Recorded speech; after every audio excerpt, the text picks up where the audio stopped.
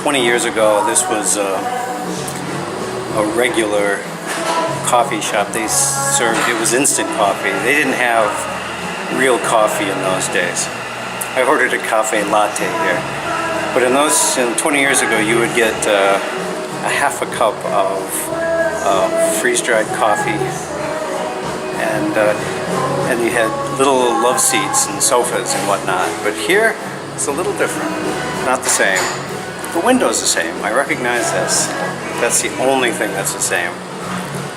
It's hard for people who only know me from this time period to understand that I once had a social life here in Ansan. Every weekend I would come here to the hangout, and other places too, because there was a vibrant community of English teachers in Ansan, and we hung out and did things. I don't do that now, and I don't know why. My favorite Korean food is 닭갈비, and first time I had 닭갈bi was on this street. There were two 닭갈비 restaurants. They're both gone now. There's actually no 닭갈비 place here that I can see. 닭갈비 less. That's a shame.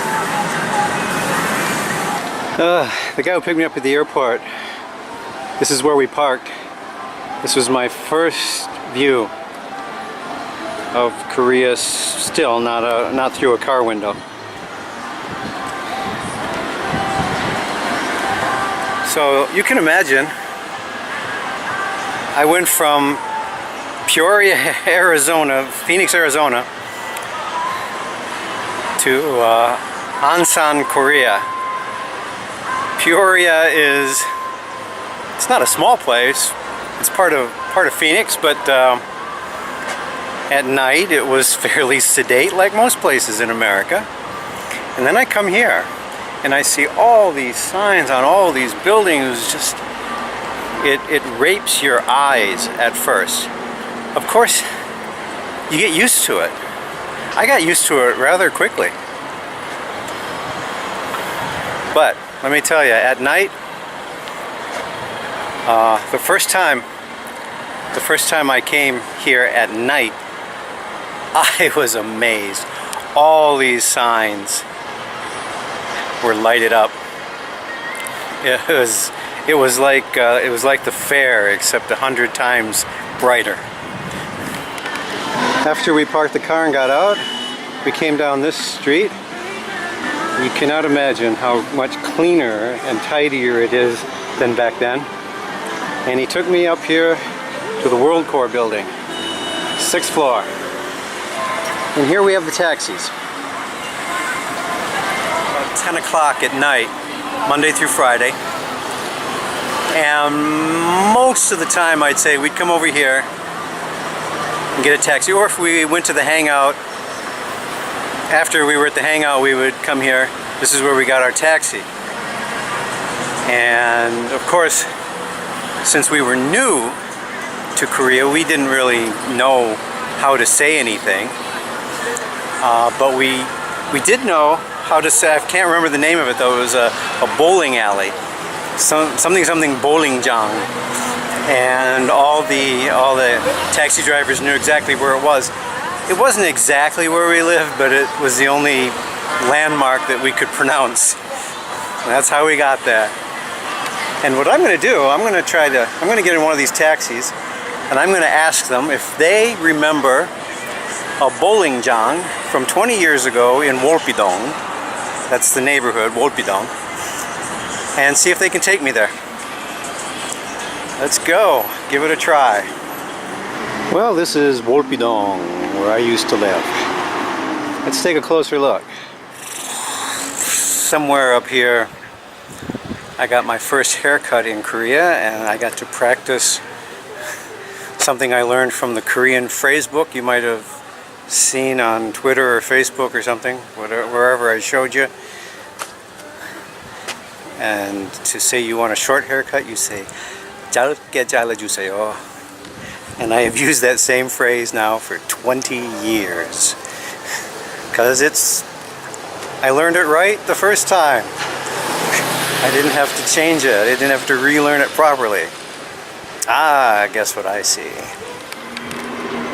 On the top of this building, there used to be a big bowling pin, and that's how you knew it was a bowling john.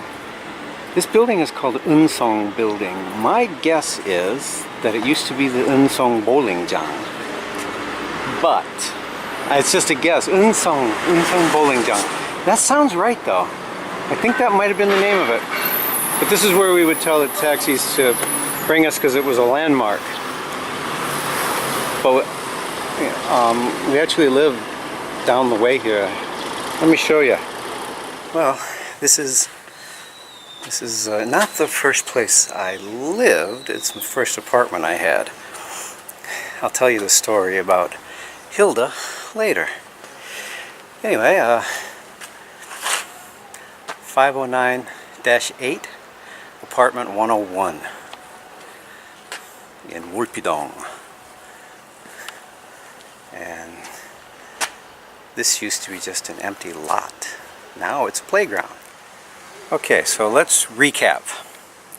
14th of June I get picked up at the airport, and my handler brings me to World Core building, to the 6th floor. Nobody's there. So we went down to that corner cafe and had some shitty coffee and waited for the owner of the Hagwon to show up. Finally met him, and after a bunch of babble in Korean, my handler tells me that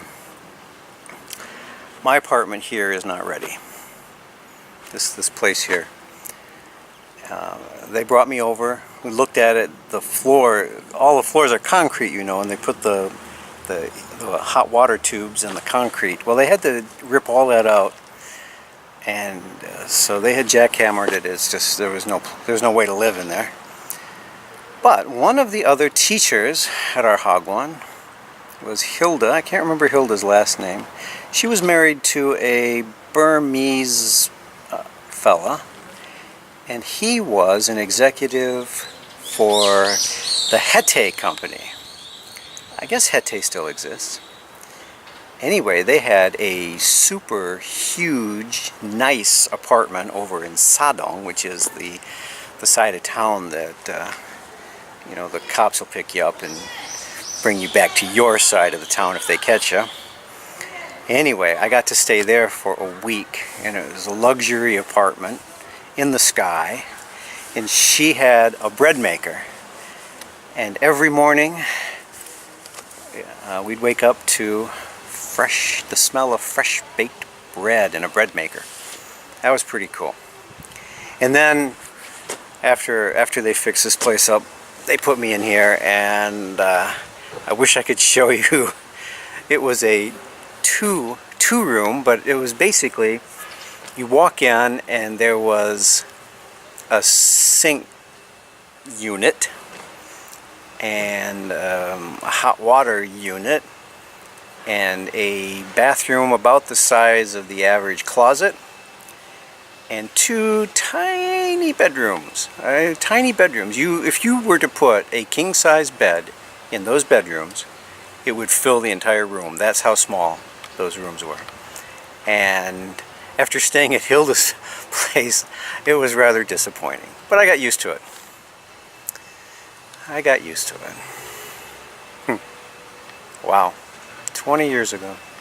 A lot has changed in 20 years.